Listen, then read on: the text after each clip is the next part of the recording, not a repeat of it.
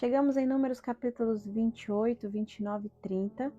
E não, nós não iremos pular esses capítulos só porque eles falam de leis cerimoniais e que à primeira vista não parecem ter muita aplicação para nós hoje. Todas as vezes que nós nos deparamos com leis cerimoniais, nós precisamos entender que de fato não iremos mais aplicá-las literalmente na nossa realidade, porque elas foram dadas exclusivamente ao povo de Israel naquele contexto. Mas isso não significa que esses textos perderam seu valor. Pelo contrário, nós precisamos obrigatoriamente extrair os princípios contidos neles. E esses capítulos, eles carregam princípios espirituais profundos, válidos para todas as gerações. E eu creio que é exatamente sobre esses princípios que o Senhor quer falar ao nosso coração através desses capítulos. Vamos para o cenário. Israel está nas campinas de Moabe, prestes a entrar em Canaã. A velha geração praticamente já morreu no deserto. Uma nova geração está diante da promessa. E é curioso perceber aqui que antes de Deus falar sobre estratégias de guerra, conquista territorial, organização militar, ele faz questão de falar de sacrifícios, festas e votos. Sabe por quê? Porque Deus está mostrando algo importante aqui. Não adianta conquistar a promessa se dentro dela nós perdemos a consagração. Não adianta entrar em Canaã e sair da presença. Capítulo de número 28, Deus está relembrando as ofertas contínuas. E aqui está uma palavra importante no hebraico, tamid. Tamid significa continuamente, constantemente, sem interrupção. Essa palavra ela aparece várias vezes no capítulo 28. Dependendo da tradução bíblica, cerca de 8 vezes, de forma bem explícita. E quando nós observamos a estrutura do capítulo, ela pode aparecer com uma nova palavra, mas com o mesmo significado. Isso já quer nos dizer alguma coisa. Deus não está enfatizando aqui a intensidade emocional. Deus está enfatizando uma constância. Muitas vezes nós admiramos o extraordinário de Deus, mas Deus valoriza de fato a nossa rotina, aquilo que nós fazemos de forma contínua, todos os dias. Às vezes nós podemos cair na ideia de que a espiritualidade é viver aqueles cultos intensos, congresso em congresso, conferência em conferência, culto forte, campanha atrás de campanha. Mas Deus está nos lembrando aqui nesse capítulo que relacionamento com Ele não é construído em picos emocionais, é construído através da constância. No reino, o secreto ele pesa mais, a oração diária pesa mais, o altar todos os dias tem peso maior.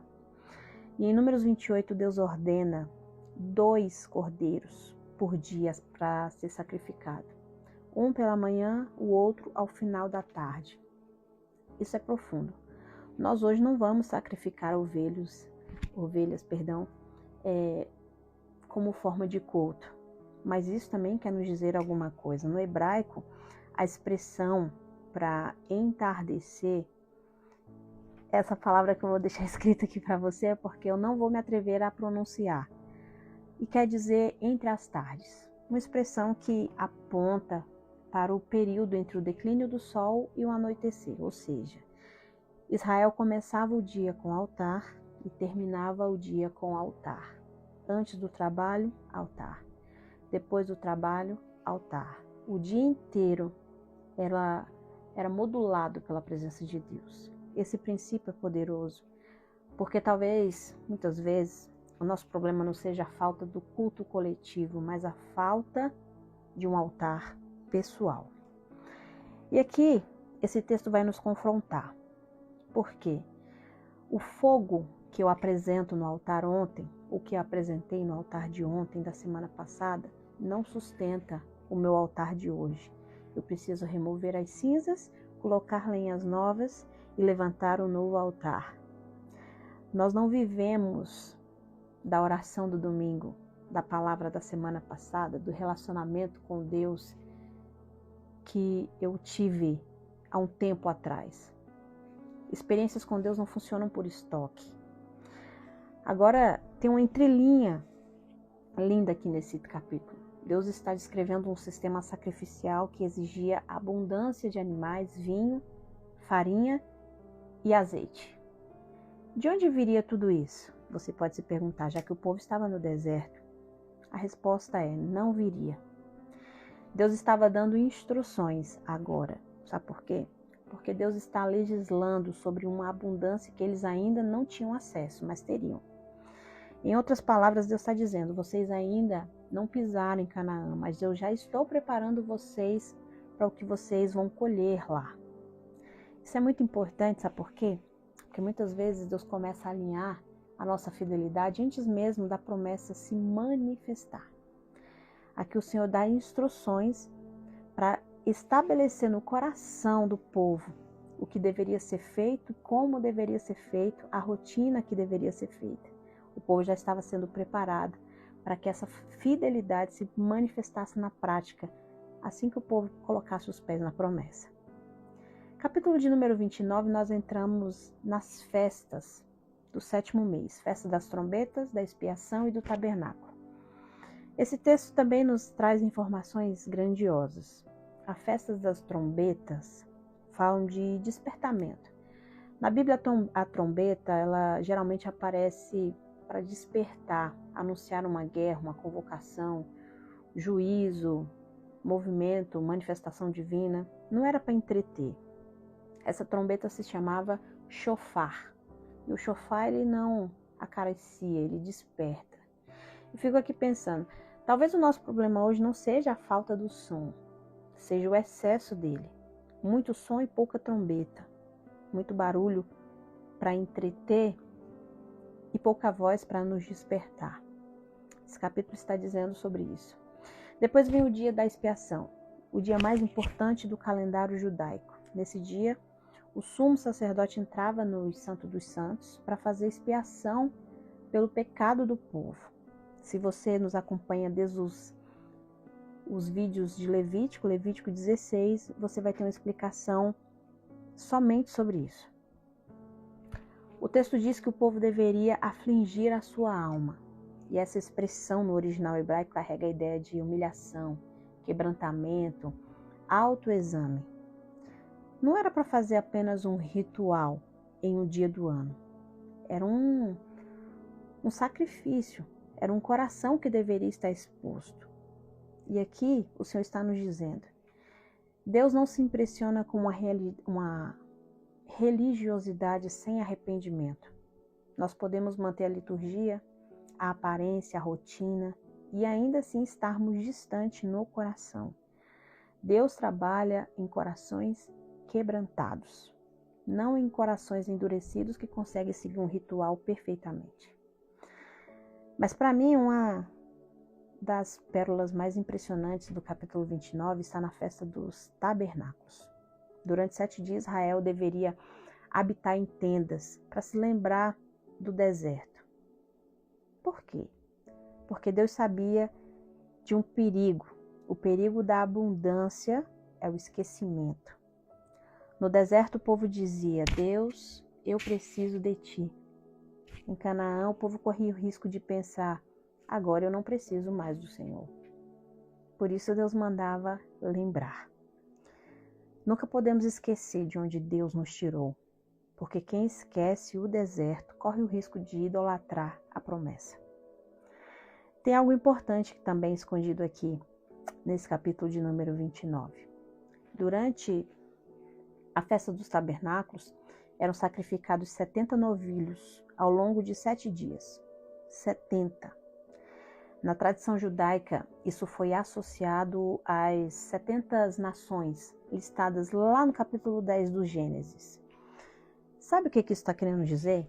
Que mesmo no Antigo Testamento, Deus já mostrava que o seu plano de salvação nunca foi apenas para Israel. O coração de Deus sempre alcançou as nações. Aquele povo deveria sacrificar por toda a humanidade. No caso, as 70 nações que já haviam naquele tempo. A graça, o sacrifício, englobava a todos. Não era exclusiva de um único povo. Forte, né? E então chegamos no capítulo de número 30 e aqui a mudança ela é muito brusca. Saímos de sacrifícios e festas e vamos agora para votos. Parece um pouco desconectado, mas não está. Porque Deus sai do altar e vai para a boca. Votos. Isso é muito forte. No capítulo 30, a palavra hebraica para voto é neder.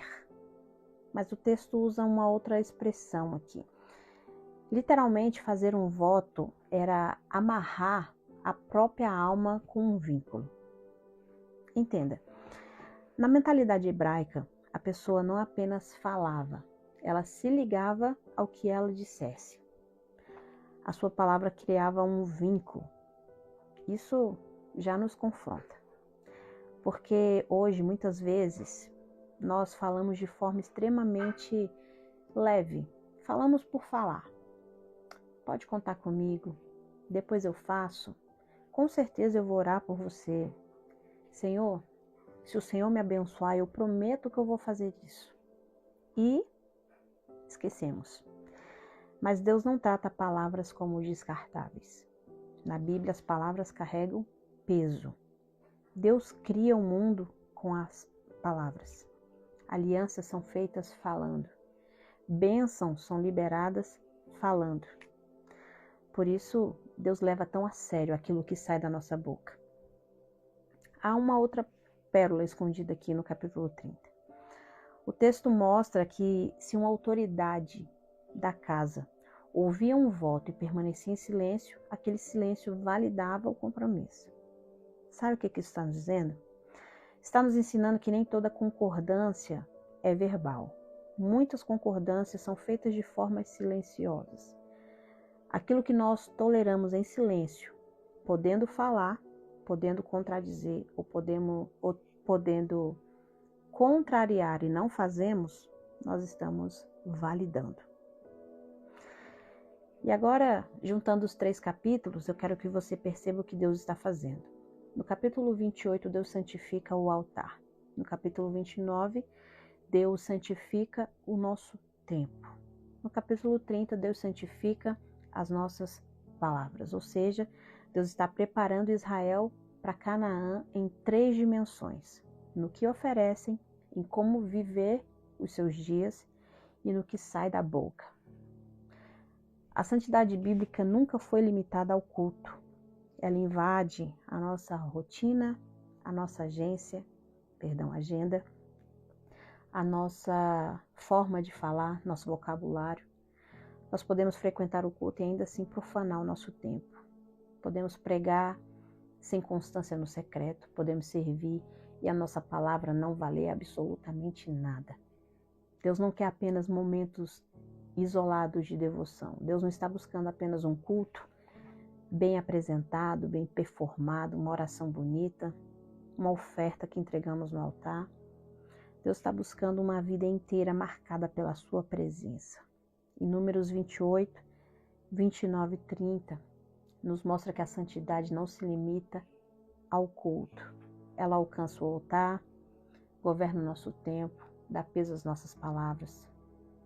Porque entrar na promessa não era o bastante, era preciso permanecer santo dentro dela. Porque mais importante do que chegar onde Deus prometeu é não perder quem nós éramos quando Deus finalmente nos fizer chegar até lá. Que o Senhor te abençoe através dessa palavra, que você seja edificado através desses capítulos e que o Senhor possa gravar essas palavras no seu coração. Deus te abençoe em nome